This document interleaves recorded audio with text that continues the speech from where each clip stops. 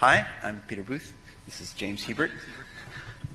And we're here to talk about short-lived prefix hijacking on the internet and how prevalent is it and how we tried to detect it and what we found. So, because when you give a talk, you gotta give an outline so people know what you're going to tell them. First we tell you what the problem is we're going to find, then we tell you how we're going to find it, then we tell you what we found, and then we'll talk about future work and what can be done to make it better and provide you guys with better data. So, what is prefix hijacking? It's announcing space that belongs to someone else without their permission. So there's lots of reasons for doing this, but almost all of them are bad. So we want to detect it, and presumably you guys don't want it to happen to you. There's different time scales for hijackings, and these different time scales are used for different purposes. Short-lived hijackings are great if you want to get IP space for spamming or launching really quick attacks and then just going away. If you want to share illegal material anonymously or, I don't know, run some sort of illicit ISP, then you might want longer-lived space. But we're searching for short-lived hijackings, in part because it's the low-hanging fruit, because, well, you'll see in a bit. Because if you look at this, this is the lifetimes, uptime percentages for AS prefix pairs. So if you look at this graph, which is kind of hard to see, but you can see the red line, you can see that almost everything is up for more than 95% of the time. And then the remainder is, and so those are probably legit. I mean, they show up, they don't go away. In a very real sense, if they take it and no one takes it back, possession is a huge chunk of what we give credit for here. And then when an AS legitimately controls a net block, any short-lived announcement by a different AS inside that block is presumed to be either a misconfig or an invasion. Really, they're kind of all invasions, but some of them are attributable to fat fingering or stupidity instead of malice. And because we have to prime our sample rib, if you announce at the very beginning of our sample period, we just say, okay, you're legit. So we might miss up to 1/30th of the hijackings, because that's the time frame we're talking about. And so if you look at our graph, most of them are up for a long time, and when they're not up for a long time, they're hardly up at all. And the ones in the middle are interesting and often connection by Boeing. So, route views input data. We searched all the update messages in the route views data for the given period.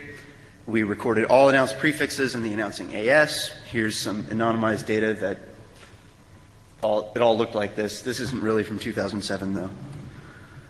And when we make a tree of the IP address space, all announced net blocks are inserted into the tree, just like you might think a router does if you were modeling it as a theory person. And a list of ASNs which announce the block are recorded at the proper node. And whenever you insert a new prefix, you say, is this invading anything? And if it is, then you start recording and we start figuring it out. Okay. But remember, we said that almost everything that is up for a long time. And we want to kind of eliminate those. Our threshold was 90% for reasons that you saw on that slide. Okay, so percentage uptime is the time between the first announcement and that announcement's withdrawal, and then the time between and the sum of all those times it was in the rib, divided by the time after the very first announcement, because maybe it's a new prefix just coming online. So for this particular one, line is high when it's in the rib, the uptime's around 10%. So if that was inside someone else's space, we would definitely be interested in finding out more. We also eliminated mutually exclusive uptimes. IP space is not always used at the same time, and prefixes are transferred from one AS to another. This is only going to become more common if we keep having an IPv4 address shortage and companies start buying IP space from everybody else. And maybe a primary path goes down and a backup strategy involves statically routing through another AS. We tried to come up with all these reasons that it would be cool for a prefix to go down here and come up there. And prefixes with mutually exclusive uptimes are eliminated as possible invasion, but we have to be careful here, because mutually exclusive uptimes, we have to make sure we're not eliminating ones where a competing announcement boots it from the rib. So in order for it to be eliminated as non-overlapping time, we wait for it. We have to get an explicit withdrawal before we get the announcement from the new space. Now we want to eliminate customer-provider relationships or peering relationships or anything that's kind of okay. You know, this space is, sure, it's not this may not look okay, but they're announcing a /8. This person's announcing a /24. But wait, AT&T is announcing that /8, and AT&T Global Wireless is announcing the /24. Different ASs, but they both start with AT&T. We're going to call that not an invasion. Similarly, and first of all, if the AS owns the block, then in whois, then it's totally a legitimate suballocation. And it's just a suballocation. If it's the same AS, that is, like, if it's not the same AS, but instead the same corporate entity or personal entity, then, like AT&T and AT&T of Global Wireless, then we'll also say, oh, not an invasion, because it's not. And then we get into some sort of more touchy-feely ones. If you're in RADB and you have a customer-provider relationship with this person, then even if you didn't put the net block in RADB as okay, we're not going to say that a customer invaded their explicit provider from RADB. So if the invader and invadee have a relationship, the announcement is much more likely to be legitimate. And then we look at the announcement data, the actual path that the announcement took, and the path that got stored in the rib. And if the person being invaded, the invadee, passed along their invasion prefix, that is, they're on the path, they helped pass it along and said, oh, sure, you can route a hijack from me through me, then that's probably okay, because they're helping their attackers. So that we're also gonna call that one good. And finally, fat fingering turns out to be far more prevalent than I expected, or James expected. We were sort of blown away by this. And so if the prefix in question is like one keystroke away from something else that the announcing AS owns, and it withdraws it really fast, we generally gave them a pass and said, oh, that looks like you just mistyped something. So that's kind of a hijack in that prefix was announced in an unauthorized manner, but it certainly wasn't malicious. So here's a suspect case. It's a short-lived /24 being used within an unrelated to AS. A lot of our graphs are going to look like this. We have the AS, the net block, uptime profile, and the x-axis is time. When the line is high, that AS net block pair is in the rib, in the route views rib. And when the line is low, the AS net block pair has been withdrawn, or potentially the month is over. So here are 3 /24s involved in a probable hijacking. So let's run through our tests really quick. First of all, let's just look at it and you go, oh, weird, 24s appearing for a week plus, right around a week, and then going away. That's kind of weird. Okay. 26228, are they the same people as 6461? No. Do they own it in whois? No. 26228, 26228 is not the owner of that net block. 6461 doesn't have a relationship with 26228 in RADB. 6461 was not seen propagating those announcements, and the hijack prefixes are not lexicographically similar to 26228's other more legitimate-looking prefixes. So we're sort of willing to go, it looks like a hijacking. Probable, though, because you can't be entirely sure. And we also have to be very careful because we're relying on whois data for all this analysis, and we were fooled. We've run this study twice, once last June and once in December, and we were actually fooled by a lag in whois data. In June, we saw the following. /24 being announced inside, I think that's UUnit /12, and at the time of the announcement, that block was not registered as having been suballocated. The AS 17284 was also not registered as in whois. So it was like, what's going on? And 17284 announced nothing else in June. But now, whois data indicates that 17284 and the owner of that prefix are the same entity. So we do have to note here that detection methods based on whois data will inevitably generate false positives until the whois data catches up. So that's just an unavoidable thing for any method that's dependent on whois data. We kind of hope that if we post a list of things that look like hijacking and they're not, because whois data is lagging, people will be more likely to update their whois data, but we'll see.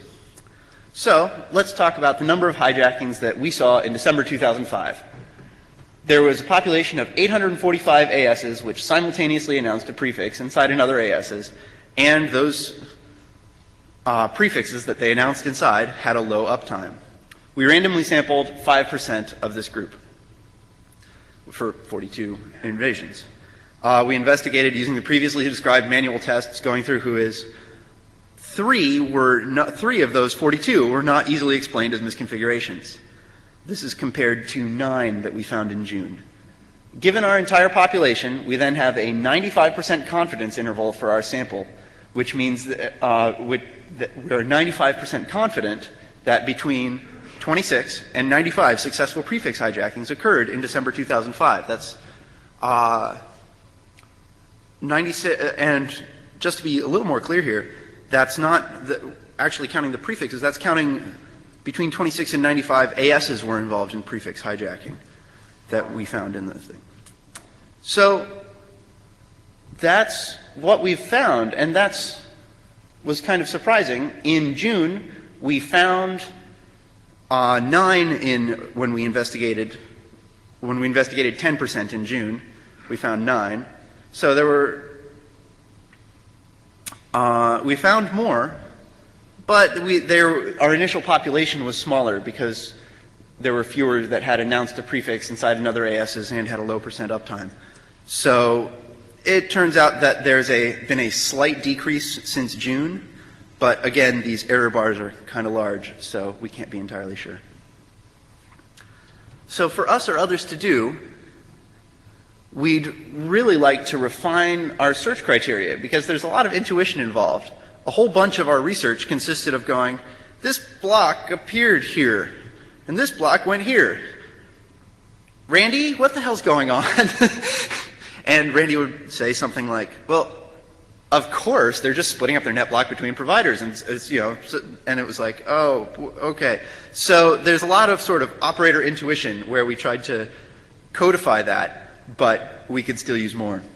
And automation of the remaining manual steps would be really nice. The RADB is the obvious one that would be the easiest one to automate, but all the others would be great too.